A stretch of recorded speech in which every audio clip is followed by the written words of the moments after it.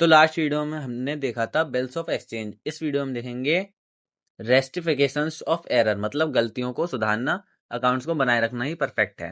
ठीक है, गलती पकड़ो, सही करो और अकाउंट्स को एक्यूरेट बनाओ। अकाउंट्स बनाते समय कोई होने वाली गलतियों को सुधारने की प्रोसेस को हम रेस्टिफिकेशन ऑफ एरर्स कहते हैं। ठीक है, रेस्टिफिकेशन ऑफ एरर क्या है? जब अकाउंट्स में किसी प्रकार की गलती होती है, जैसे गलत अमाउंट लिखना या गलत अकाउंट में एंट्री करना या कोई एंट्री छूट जाना, तो इसे गलतियों को सुधारने का प्रोसेस को ही रेस्टिफिकेशन ऑफ एरर्स कहते हैं।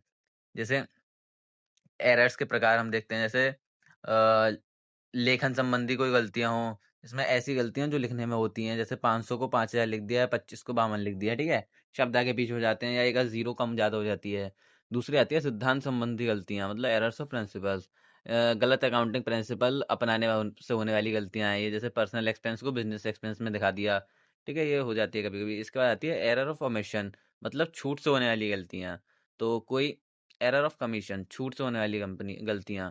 कोई आवश्यक एंट्री ही छूट गई, मान लीजिए जैसे परचेज बुक में एंट्री करना भूल गए या डिप्रिसिएशन में एंट्री करना नहीं की। ठीक है, इसके बाद आती है पारस्परिक गलतियां, मतलब कॉम्परस्टेटिंग एरर्स। तो दो या अधिक गलतियों को एक दूसरे को रद्द कर दे, जैसे एक गलती का प्रभाव दूसरी गलती को खत्म हो जाता है। जैसे मान लीजिए रमेश ने पहले तो दिए थे 5,000 रुपये, उस पर उधार थे हमारे 5500 रुपये। ठीक है, उसने पहले पेमेंट करा 5,000 का और उसके बाद करा 500 का।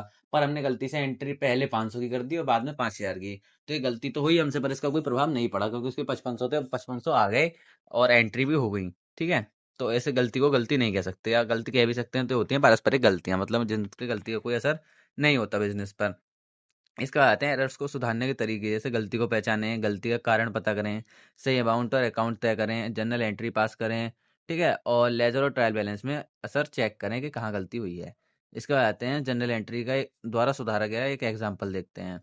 जैसे एरर है, गलत अकाउंट लिख दिया गया है, इसमें purchase account debit to Ram account 5,000 रुपये। ठीक है, और Ram account debit to purchase account 500 रुपये।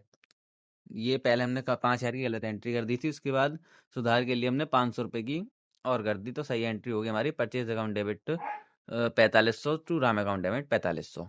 ऐसे हमने 4 एंट्री की हैं। ठीक है, आप देख लीजिएगा एग्जांपल। इसके बाद आते हैं रेस्टिफिकेशन ऑफ एरर्स का महत्व। अकाउंट्स को अकाउंट्स एक्यूरेट बनाता है ये। ठीक है, और फाइनेंशियल स्टेटमेंट विश्वसनीय बनती है, डिसीजन मेकिंग में मदद करता है, बिजनेस की परफॉर्मेंस सही दिखाई देती है, और ऑडिट और टैक्स कंप्लीशन में सहायता करता है।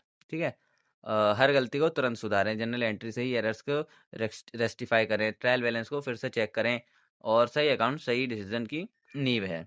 याद रखें, गलती होना आम बात है, लेकिन उसे सुधारने एक अच्छे अकाउंटेंट की पहचान है। मिलते हैं नेक्स्ट वीडियो में। लाइक कमेंट शेयर करना ना भूलें।